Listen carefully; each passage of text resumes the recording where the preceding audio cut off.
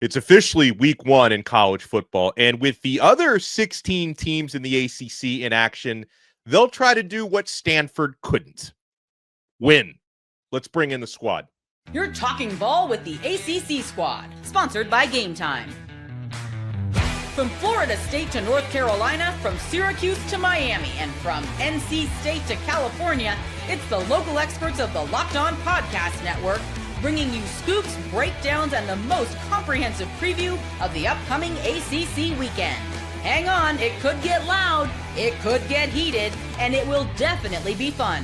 Squad up, you're part of the ACC Squad. 16 ACC teams in action in 16 separate games.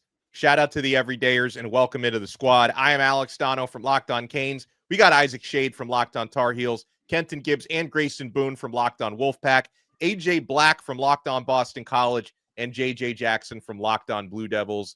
All right, so fellas, I'm gonna let Isaac Shade by the first round on this one. Now, there are bigger games happening this weekend involving ACC teams, but we got the Bill Belichick debut. Isaac, Bill Belichick is going to be on the sidelines in Carolina blue for the first time, hosting TCU.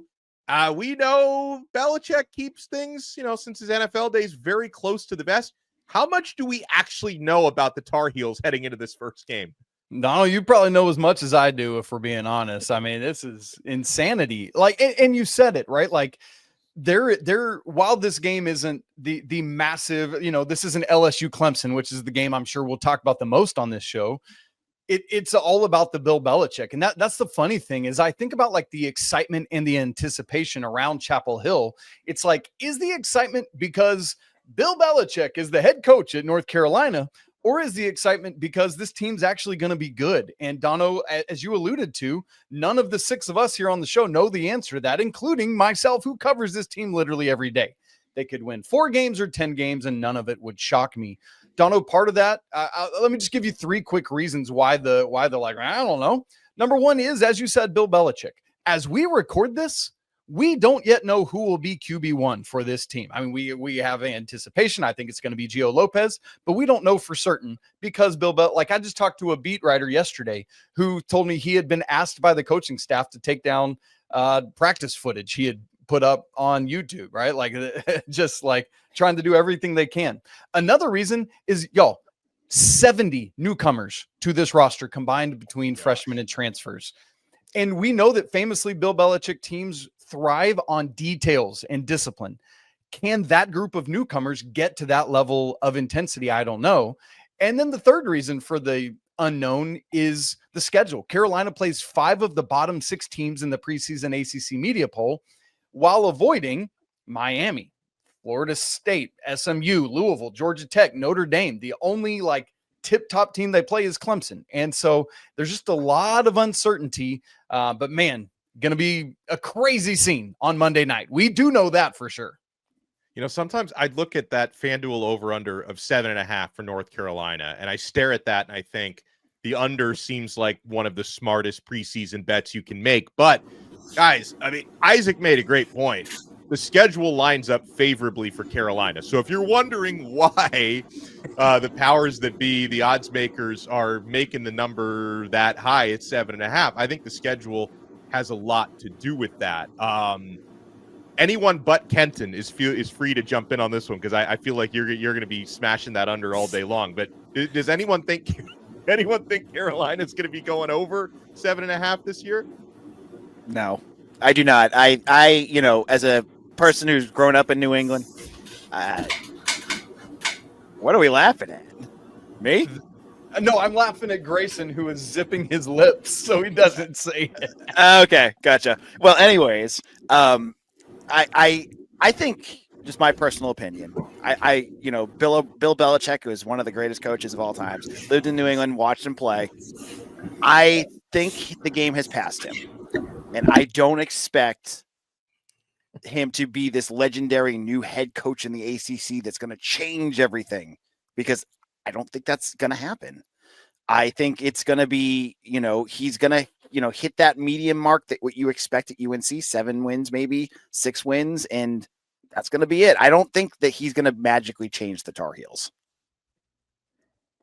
Yeah, I will allow Grayson or Kenton, if you want to jump in. But JJ, you go first. I'm in the same page as everybody else. I just don't know what to expect necessarily. I do think when you look at this weekend, it's just I know I'm the Duke guy here, but as a college football fan, I'm excited just to see what this looks like. Like Bill Belichick, the greatest NFL, 6 Super Bowls, is going to walk into a college football stadium and be a head coach. Like, this is wild to sit here and think about. I mean, look, his resume is purely get on here and say he's not one of the greatest of all time. However, shout out to Brian Smith, who was actually just talking about this the other day. Be wary of the teams that have added like 50 plus players over the course of an offseason. 70 players, Isaac, is insanity. And you can have the best system and the most regimented team ready to go. You have an objective of what you want to do for the team.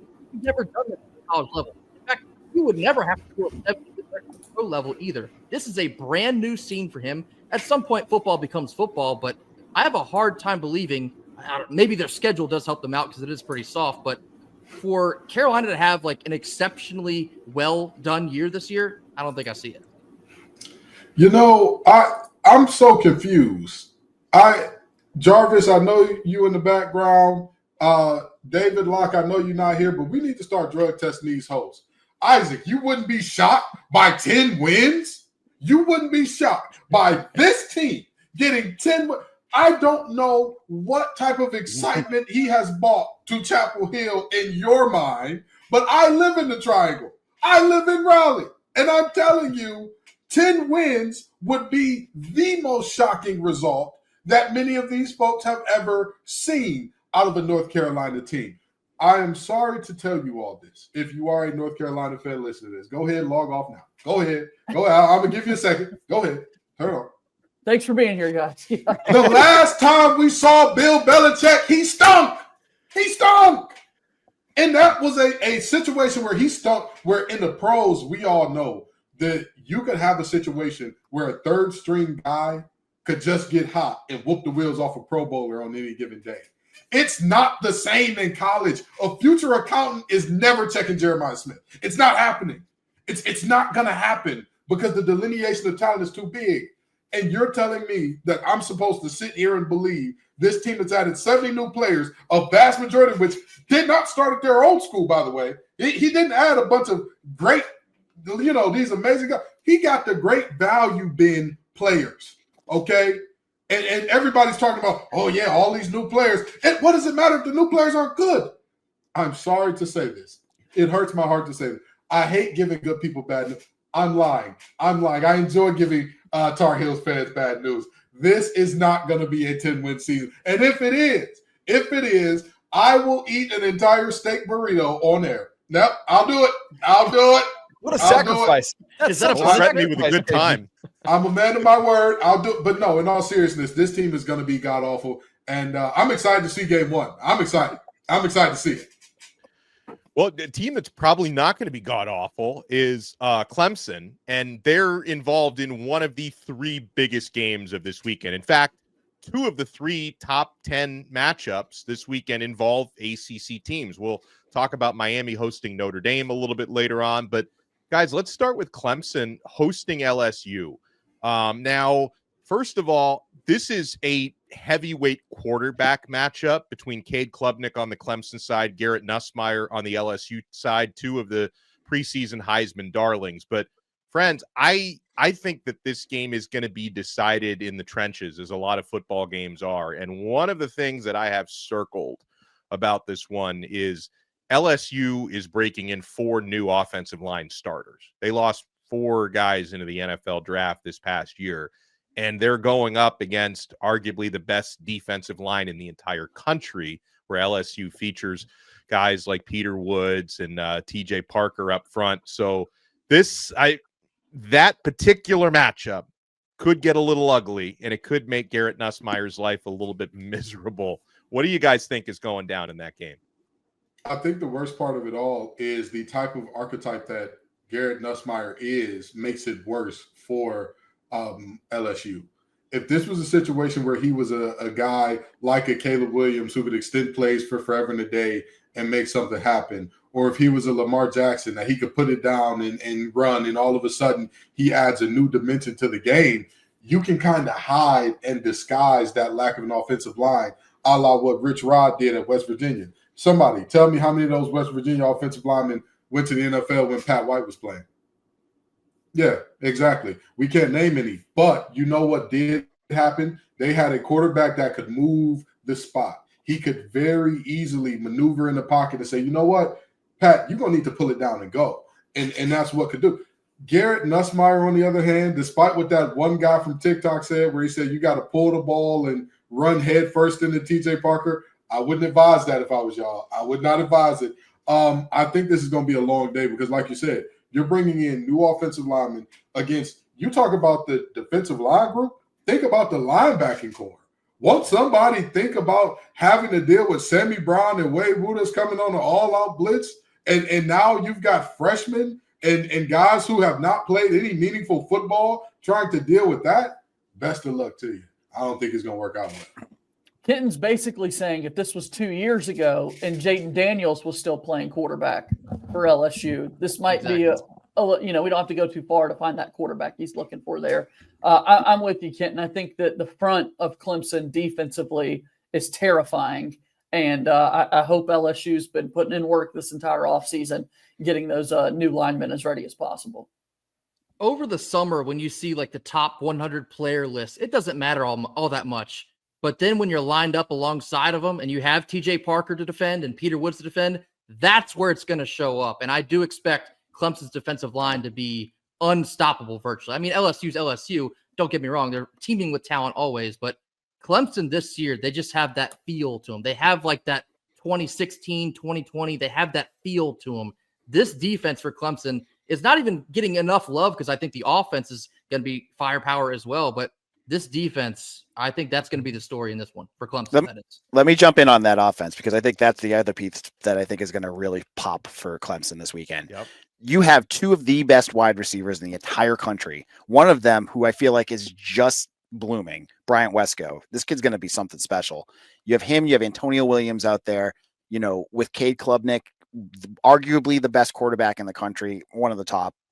Your offense at home at Clemson, this place is going to be rocking. They're going to be, if they get up early, they could really start to step on that gas on LSU and really put some pressure on them. And I think if that happens, that's when you watch out because that's the type of thing that Clemson could use. A really fast start on offense, let that defense settle in, and boom, you got a win for the ACC. And speaking of that win for the ACC, Dono alluded to it in the cold open, but boy, we need something to erase that Hawaii game. Stanford, what are we doing? Good grief. Hey, listen, Yeah, I wish I was surprised is the only thing. Like they were 2.5 point underdogs in that game. They lost by 3. Let me tell you something. I was out in San Francisco this last week starting my new job, and I'm going to tell you something right now. There has never been, if there had ever been less care for a football program in their city than Palo Alto and Stanford football, I haven't seen it. And I'm a Detroiter that saw the Lions go 0-16, and people still would at least say something about them, be it negative or positive. I mean, for Christ's sake, you tell folks in Palo Alto, Stanford's playing Hawaii coming up. Oh, that should be nice, I guess. I don't know. Are they good this year? So I'm in what? Yeah, I'm worried about them boys, man. I'm worried about it. We're looking at a defeated season. We're staring that thing right in the eye with them. As a Boston College writer, I cannot judge on a large city not caring about your school. Well, there's another top 10 matchup involving an ACC team for the first time since 2017. It used to be an annual rivalry, and I'm sad to admit I'm old enough to remember when it was. Miami versus Notre Dame. Hurricanes will be hosting the Fighting Irish. There is a lot of experience on that Notre Dame football team with the exception of the quarterback. Will it matter? We'll discuss. You want to keep it locked right here. We're only getting started on the Locked On ACC Squad. Hey, ACC fans, are you still paying full price for gas? I haven't been for the past 4 years. Stop leaving money behind. Get real cash back every time you fill up with the free Upside app. Simply download the free Upside app in the App Store or Google Play right now and start earning cash at the pump today. Use our limited time promo code football and get an extra 25 cents back per gallon on your first fill up. You can make up to $300 a year just from buying the gas you already needed.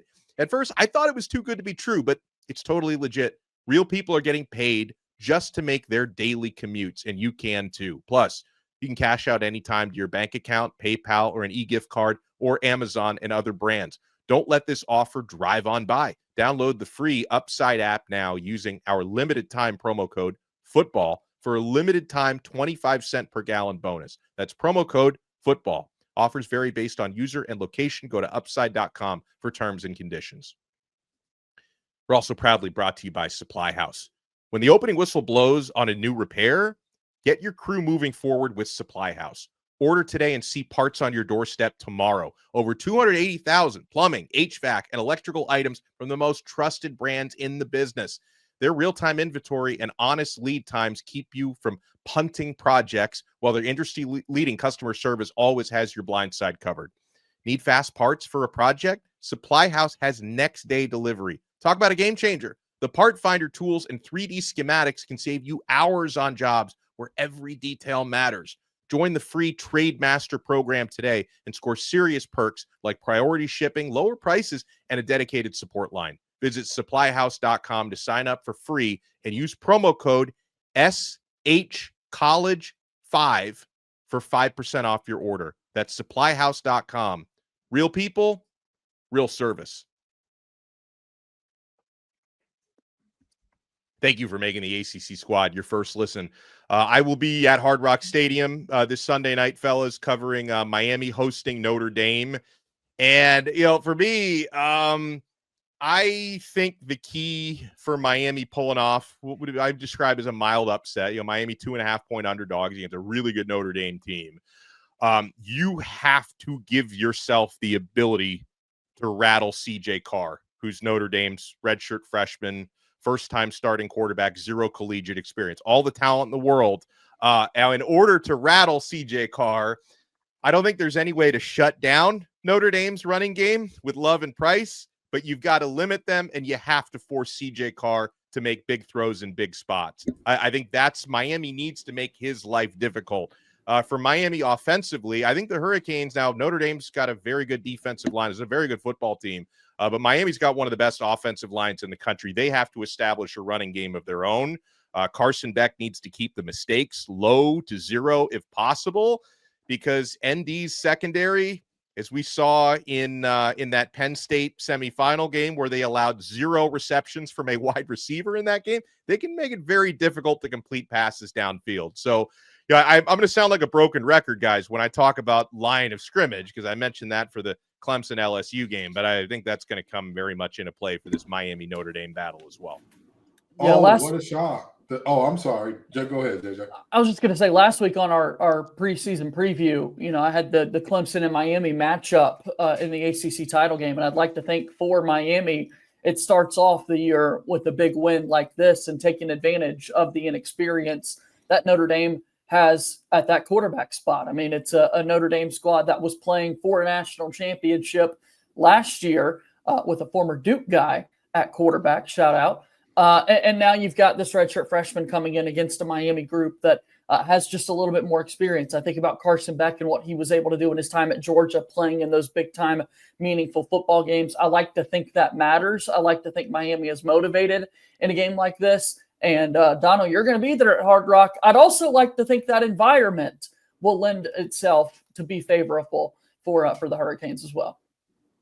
Dono, I cannot believe that a sport played by big, angry, violent men is going to be determined by whose big, angry men are more violent and better. But in all seriousness, this is a situation where the big men are going to lead.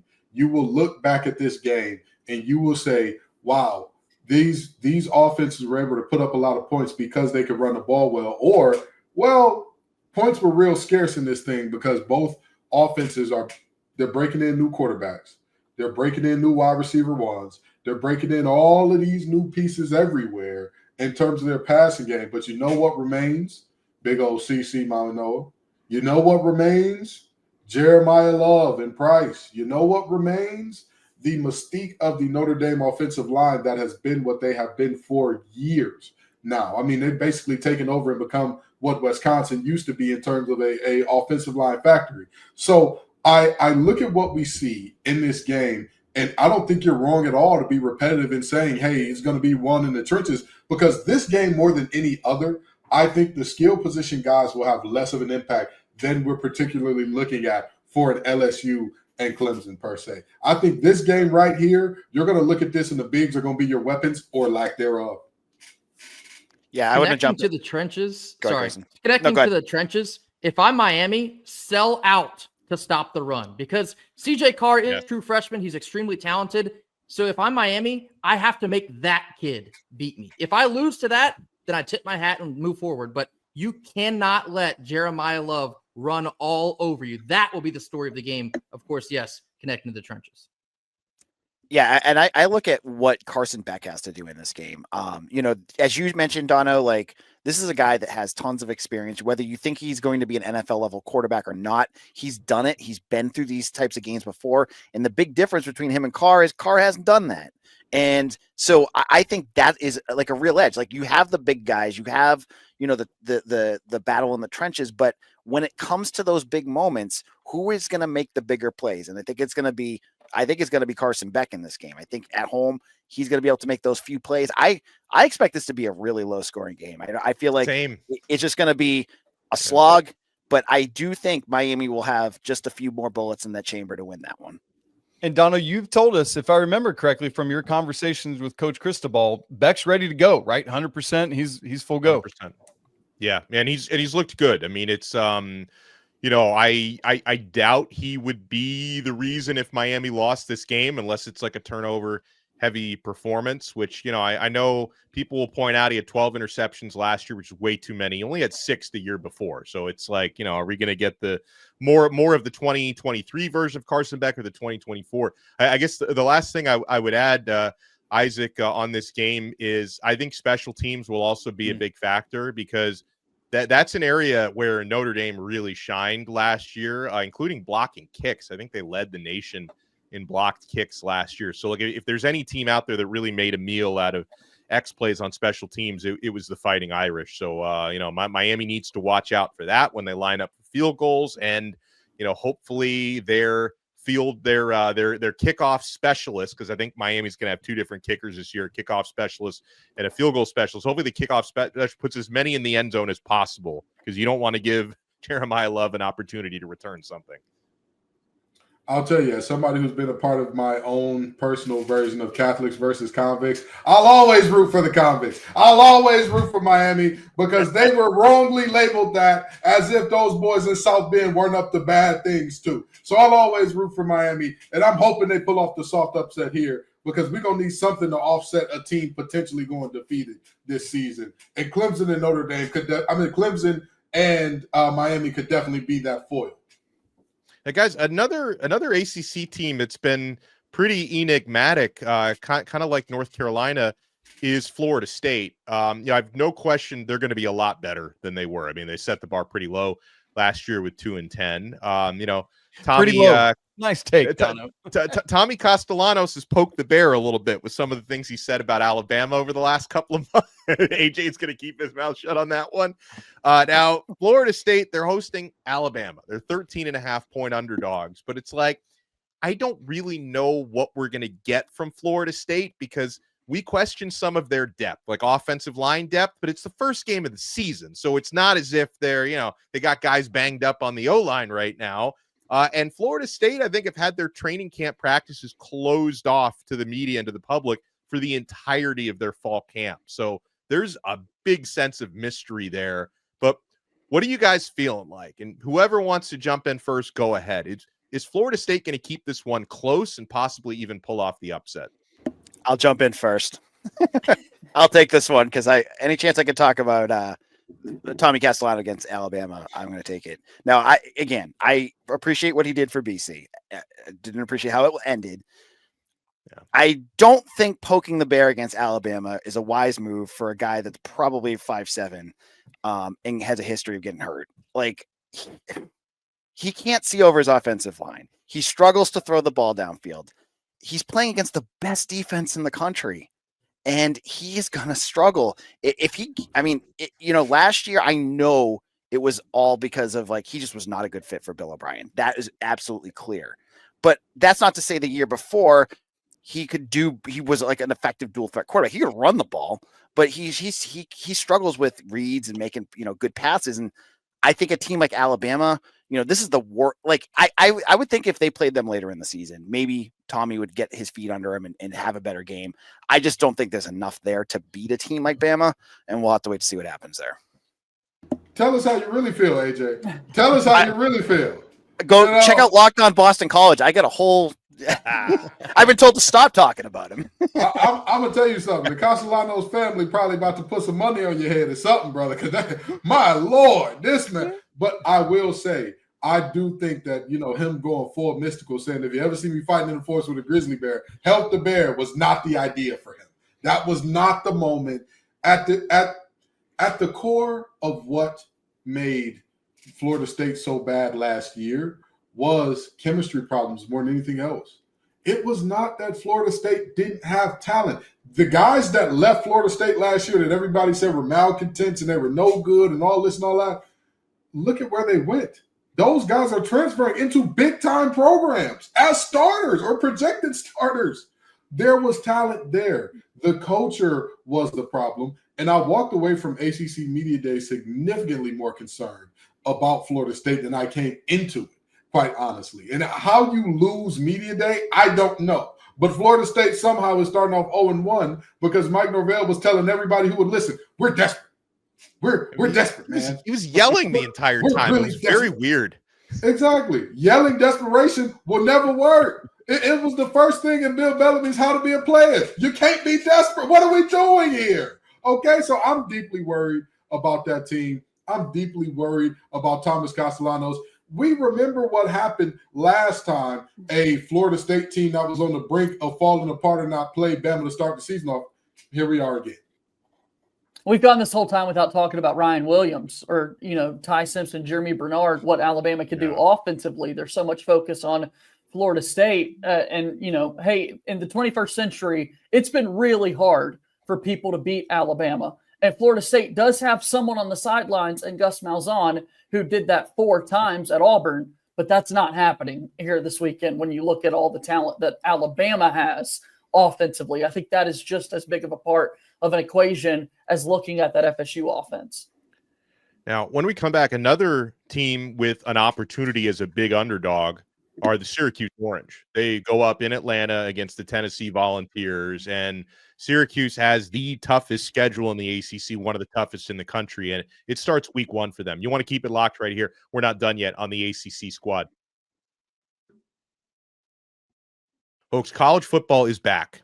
I couldn't be more excited. The tailgates, the rivalries, the energy in the stands, there's just nothing like it. But let's be real. Actually getting tickets can feel like more of a battle than the game itself. Endless queues, hidden fees, prices jumping at checkout. I hate that. That's why I use Game Time, the app that gives the advantage back to the fans. It's the easiest way to score last-minute tickets at the best prices with no surprise fees. What you see is what you pay. I pull up Game Time, and in just a couple of taps, I see amazing deals there, guys. I'm talking about seeing your favorite college football games for as low as $25. So take the guesswork out of buying college football tickets with Game Time. I love the panoramic seat views in the app, by the way. That's a game changer. Download the Game Time app, create your account, and use code LOCKEDONCollege for $20 off your first purchase. Terms apply. Again, that's promo code LOCKEDONCollege for $20 off. Swipe, tap, ticket. Download Game Time today. Hey, everydayers, we have an important request. Locked On wants to hear more from you. We put together a survey to learn more about our listeners and make your favorite podcasts even better. This is your chance to tell us what you like, what you don't, and answer questions about our advertising. Go to lockedonpodcasts.com/survey to get started. Everyone who completes the survey will be entered for a chance to win one of 10 $100 Amazon gift cards. Again, that's lockedonpodcasts.com/survey. You can also find the link in the show notes. And thank you for helping us out. All right, folks. So another 13.5-point underdog, Syracuse Orange. I don't hear, a lot of buzz for people thinking that they can pull off this upset. I like not only for the season, but for this game that Syracuse named Steve Angeli the starter, because he's got some experience, right, compared to Ricky Collins, who he competed with, and Angeli going up against the Tennessee Volunteers. Kenton, I'll let you buy the first round on this one, because I'm pretty sure on Monday's Locked On ACC, you said you think Syracuse is going to pull this off. Hey, listen, I've gotten Vol fans mad before. Bring it on, Rocky Top. I think that the Syracuse Orange win this game, and let me tell you why. When I think about who is the better coach in this game, I don't think that anybody would argue that with what they were given and what they have done so far, Heupel is above Fran Brown. I just don't think anybody would seriously make that argument. And then the biggest dejection of Syracuse has been they lost so much. They lost their starting quarterback. They lost their starting running back. They lost their top receivers, all that. I'm sorry. Last time I checked, Samson ain't walking through that door. Nico ain't walking through that door. Squirrel White ain't walking through that door. James Pierce ain't walking through that door. Half of the defensive line from last year is not walking through that door. So I'm very intrigued to see what, everybody is talking about. Oh, we just know that Tennessee's going to be better just because. Well, I'm sorry. I'm a firm believer in nobody's given a God-given right to be good. Nobody's given a God-given right to be great. You got to go out there, line it up, and earn that thing. And at the end of the day, I believe in Fran Brown more. The quarterback battle, to me, somewhat of a wash. Offensive line battle, I would say Tennessee has a slight edge there. Running backs, not a ton of proven commodities on either side. Same thing for the wide receivers can be said. But defensively, in terms of the defensive backfield, both sides bring back some talent. Fran Brown is a DB coach. So that, to me, gives them an edge there. Linebacker core, I would say Tennessee has a definitive edge there with some of their guys that they're returning from last year. But I honestly and truly look at this game, and I see Fran Brown his team has been disrespected perpetually in this game. A 14-point spread means folks are thinking this is going to be a blowout. I don't know. It's something that's telling me Syracuse is going to be the ones to pull off a big upset this week. I don't know if I think Syracuse can pull it off, but I do think this game will be close. Like, I would take Syracuse to cover. And I think a lot of that comes from a similar line of thought of what Kenton was just giving you there. Everyone's focused on what Syracuse lost, but Tennessee lost a great deal of stuff too. So I think Syracuse, or actually, let me say that, for Tennessee, I think they'll be a little bit of a slow burn. I think eventually it might end up being a good team, but it's going to take a little bit to get off the ground. And so I think Syracuse, again, I don't think they can beat them, but I wouldn't be surprised if they're in a good spot to shock them. To that slow burn point, Grayson, would you take the over-under is 50.5 on this thing? Would you grab the under on that too? I'm going to say yeah. Take the under. Again, I'm grabbing the under. I'm grabbing Syracuse winning. And you know what? People may call me crazy for that, but big risk, big reward. By the way, I'm not telling you to bet because I'm not a betting degenerate. So I don't want nobody saying, oh, Kenton lost my rent money, my mortgage money this month. I'm ready to blame you for this one, Kenton. See how they already ready? Now, if you win, am I going to get a piece of that action? Yeah, you'll get your 3%. But again, I really do think that Syracuse, this game is the type of game that sets them on a path to shock the world for the rest of the season. And I'm not joking when I say that at all. This game for Tennessee, it's a slow Tuesday. That's another part of this where I'm like, hey, this Syracuse team is one to be looked out for, because while Syracuse does have an extremely competitive schedule, Tennessee has not been shown the same type of, oh, they're going to be terrible. Everybody keeps saying, well, how good was Nico last year? Well, what was that team offensively really last year? As if losing your starting quarterback, starting running back, top receiver is just nothing. Also, the poetic justice that this happens to be the episode where Locked On Syracuse host Jackson Holzer is not here and Kenton speaking profitably and like in good terms is giving. You know what? If Jackson was here, he'd be saying the opposite. Exactly. I know Jackson. I know he liked to get under my skin like that. Just because I believe in Syracuse, he'll tell me they're the worst team in the world this year. Oh man, well I do want to get because there's a couple of other teams represented here that even though they may not have mega games this weekend, I got to pick AJ Blacksbrain on the Fordham game for Boston College. And AJ, there's not even a line for that. At least like for JJ's Blue Devils, they're 34.5 points favored against Elon. I can't even find a number for Boston College. So what do you want to see in a game like this? I'm just looking to see Dylan Larnigan start. Like, this is his first start in college football. Like, I know Fordham is bad. BC beat Duquesne last year 42-0, and Duquesne, if you look at like common opponents, Fordham was even worse than them.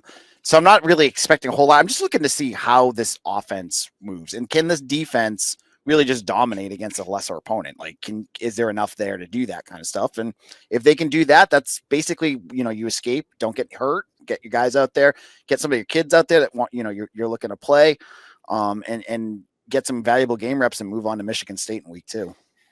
All right, now JJ, Duke going up against Elon, and the Blue Devils are favored by 34.5. And I said this to Ken earlier this week.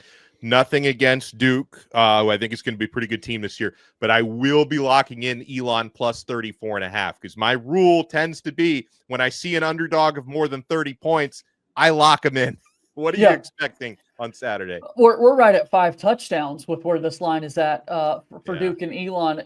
Consecutive years now, Duke has opened up the season with Elon. Don't see that too often, that you play the exact same team to open up the year in the non-conference portion of Duke's schedule like this. And just last season, Duke opened up the year with a 26-3 win over the Phoenix. Honestly, pretty underwhelming with what we saw in Malik Murphy's debut at quarterback a year ago. I am expecting a little bit more flash and fireworks out of Darian Mensah under center, some more explosive plays for Duke here. So I feel comfortable with Duke earning a win, getting the game out of the way here on Thursday this week. They'll get to enjoy the Labor Day weekend and all the other great matchups there, because they'll need it. Week 2 is when the real challenge comes in, when they get set to host a top 15 Illinois team. So a few extra days to prepare for that one's not a bad thing at all.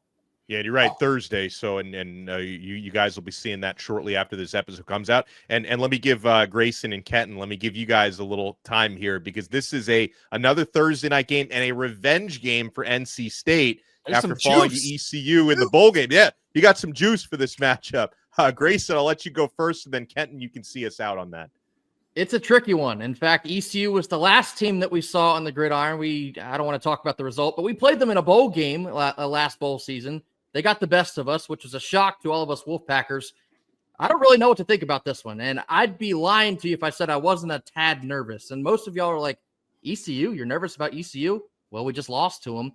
Bowl game, no bowl game. This one now is in Raleigh, and that means something a little bit different, especially in this type of matchup. The last couple times that ECU's come to Raleigh, we've laid it on pretty thick, hoping to get one of those performances, but 2 new coordinators for NC State, a lot of younger guys still trying to define their legs. NC State's going to have pretty much a statement game on Thursday night. We just hope they show up for it. I want to end this show with a question to all of you all, okay?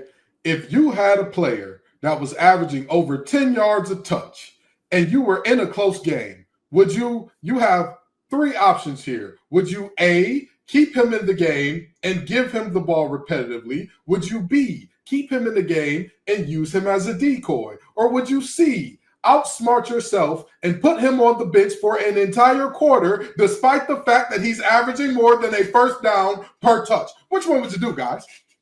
Probably not C. Probably not C. I'll give you one guess what happened. Well, Pete Carroll would definitely not give the ball to Marshawn Lynch. I'll tell you that much. Well, right. Congratulations. Pete Carroll, meet Robert and I, handshaking over not giving your best player the ball. I'm pulling up to Carter Finley bumping Sosa Vandross. That's Hollywood Smothers' rap name, by the way. I'm pulling up bumping that Sosa Vandross because he's going to be playing the hits all night in Carter Finley. The young man needs to be striking up the band, and Mr. and Mrs. Wolf need to be doing lots of push-ups in the end zone, which they do every time they score points, which it needs to happen because he needs to be touching the ball a lot. He needs to be your bell cow. You need to feed him. You need to force feed him down the Pirates' throat and make them boys walk the plank. That's a good way to close it out. We appreciate everyone for making Locked On ACC Squad your first listen. Make sure you check out all of our shows. Kenton Gibbs and Grayson Boone on Locked On Wolfpack. Isaac Shade covering Bill Belichick at Locked On Tar Heels, JJ Jackson, Locked On Blue Devils, AJ Black, Locked On Boston College. I am Alex Dono from Locked On Canes, and we'll talk to everyone next time on another episode of the ACC Squad right here on the Locked On Podcast Network. Your team every day.